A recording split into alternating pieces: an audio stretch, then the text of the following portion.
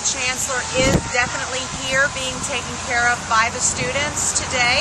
So we are going to go see if we can possibly get an exclusive interview with him and the students. Every day where you live, covering local news as it happens. And you can't cover a break. We're talking about hyperpituitarism and nursing care post-op.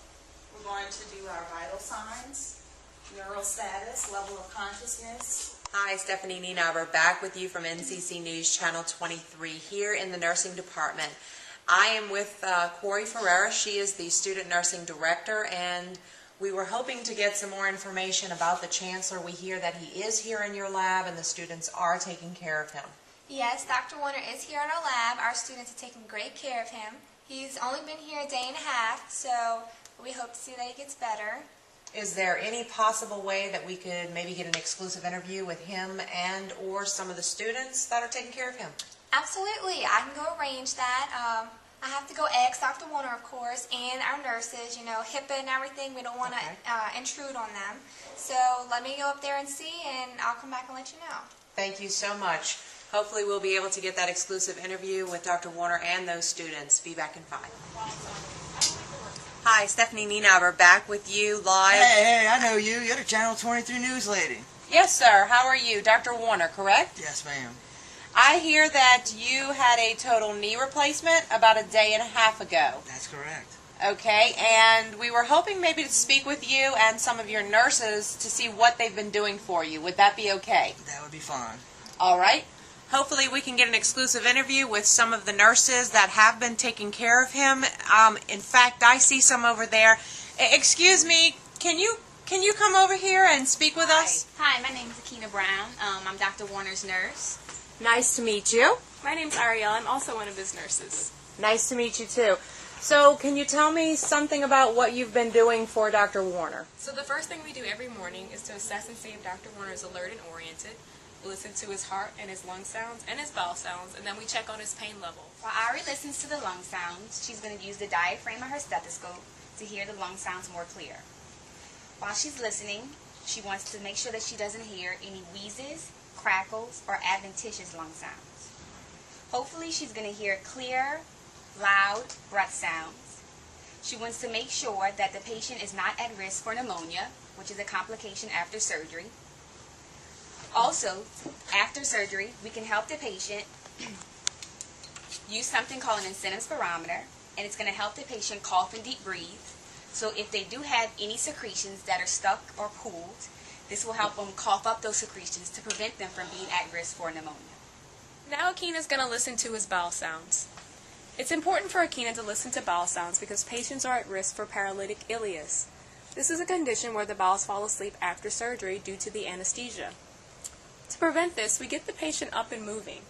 Then we evaluate by asking the patient if he's had any flatulence. I hear a gurgle. That's great, Akina.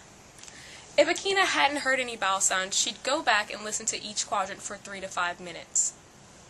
Since we have active bowel sounds, now we can ask your doctor, we can start you on a clear liquid diet and DC your IV fluid. Dr. Warner, we've just DC'd your IV. We've HEP blocked it, and now you don't have to go around with this pole whenever you go down to PT. All right? Wonderful. All right, so Dr. Warner, how's that water? Are you handling that well? Oh, yeah, it's great. I think I'm about ready for a cheeseburger. Wouldn't you say, nurse? McDonald's or Burger King? Burger King. All right. Well, everything looks very good. I'm just concerned about one more thing. Your leg seems to be moving underneath those sheets. What's going on there? Oh my goodness, nurse, what is that? Oh, this? Yes. This is called a continuous passive motion machine. What it does, it keeps his new joint mobile so that it doesn't stiffen up and lock on him. You're looking good, Pops. Oh, I see you got an ice chest, too.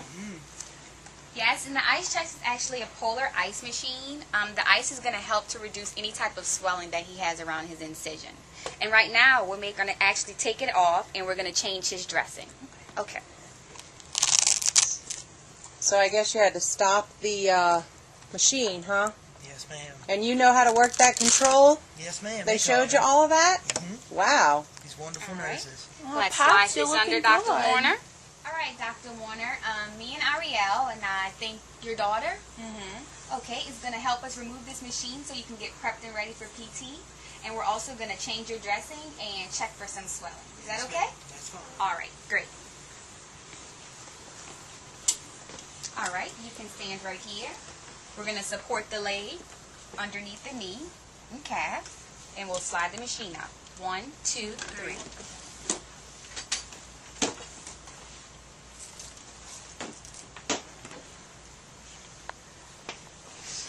How's that leg feel? Feels great. Well, we change the dressing daily, and while we're changing the dressing, we look for the signs and symptoms of infection. We're looking for purulent drainage, any green or yellow discharge. We're looking to see if that extremity is warm or hot to touch. We're also looking for redness, swelling, or increased pain. And then we check our patient's temperature to see if it's elevated. Well, how does it look, nurse? Well, there is some bruising, but that's normal. But I don't see any signs and symptoms of infection, so I think we may be ready to get him up out of bed.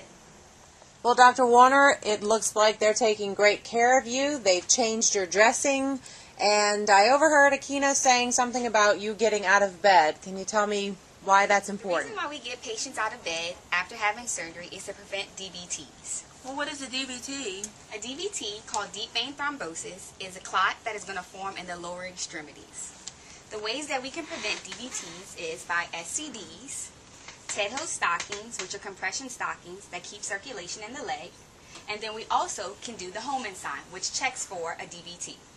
What we're going to do is flex the feet all the way up to the head of the bed, which is also called dorsiflexion, and we're going to see if he has any pain in the calf. Sir, do you have any pain in your calf? No, my knee's just a little tender right now. Well, if your dad would have had pain in his calf, we would have checked to see if he had any increased swelling, severe pain, or it was hot to touch. That would prompted us to do other different tests, such as a venous Doppler ultrasound, that would check to see if he actually had a DVT. Ow, ow, ow. Dr. Warner, are you in any pain? Oh, yes, ma'am. On a pain scale from 0 to 5, 0 being no pain and 5 being the most excruciating pain you've ever felt, can you rate your pain for me? About a 3.5. Is there anything that I can get you? Maybe something by IV or maybe something by mouth? I'd rather by mouth. That IV medicine makes me feel kind of funny. Okay, well let me go and grab you something for pain and I'll be right in. Thank you. 20 minutes later. Hi, Dr. Warner. It's been about 20 minutes since I gave you your PO meds. Can you actually rate your pain for me again? It's about a 1. All right, good. Sounds really good. I think PT may be coming in a minute. I just want to make sure that your pain was doing all right, and I'll be back to check on you a little bit later after PT's done. Okay? Thank you. All right. Come in. Hello, Dr. Warner. I'm Brittany, And I'm Benicia. and we're in physical therapy. We're going to go ahead and get you up and get you walking, okay? So what I need you to do, I need you to go ahead and swing your legs to the side of the bed for me.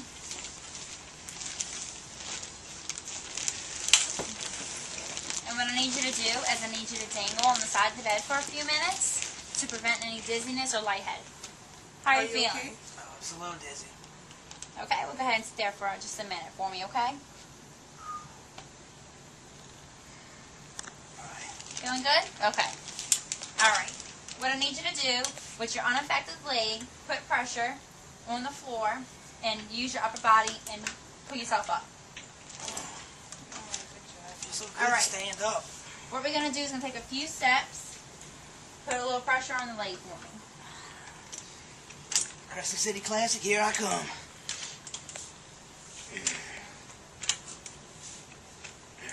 Before you wheel out and go downstairs to physical therapy, I just wanted to thank you so much for your time and allowing us to come in and interview you and your nurses and physical therapists. Oh, the pleasure's all mine. Well, good luck with your recovery. Recovering from a total knee replacement doesn't seem all that bad. With some good, knowledgeable, caring nurses, you can be up on your feet in no time. I'm Stephanie Nienaber with NCC News Channel 23, reporting on the fly live in St. Bernard Parish. Back to you, Jane, in the news. Bones, them bones gonna walk around. The foot bone connected to the leg bone connected to